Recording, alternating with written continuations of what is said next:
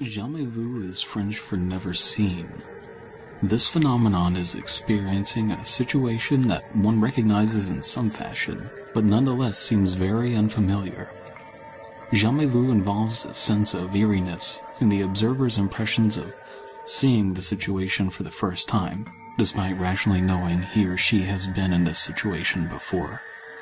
Moulin is a cognitive neuropsychologist known for his work in the field of déjà vu, which he conducted with his former PhD student, Akira O'Connor, who now works at the University at St. Andrews. Both psychologists have appeared in BBC radio broadcasts and featured heavily in popular media in Britain and elsewhere, such as The Guardian, the New York Times Magazine, and Der Spiegel.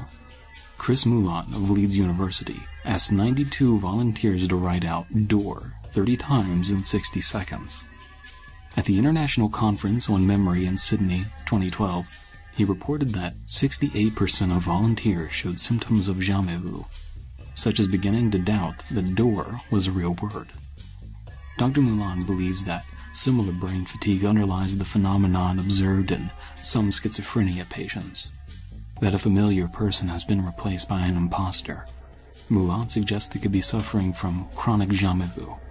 Now working alone without the assistance of O'Connor, who left the University of de Bourgogne due to unexplained ethical dilemmas, Moulin started a study to capitalize on his past success. This 2013 study was discontinued when the board of directors at U of B were made aware of a subject of this new study who was having a schizophrenic meltdown in one of the biology departments. This unnamed male student was a native Mandarin speaker from China.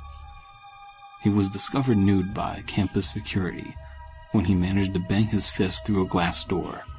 His arm was treated for injuries as well as his chest and armpit region, both of which had lacerations from the hole in the door he was trying to make his way through.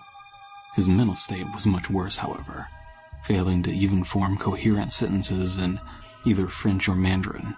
Upon further investigation, the basement of the campus building this unnamed test subject was found in housed 9 more subjects under lock and surveillance.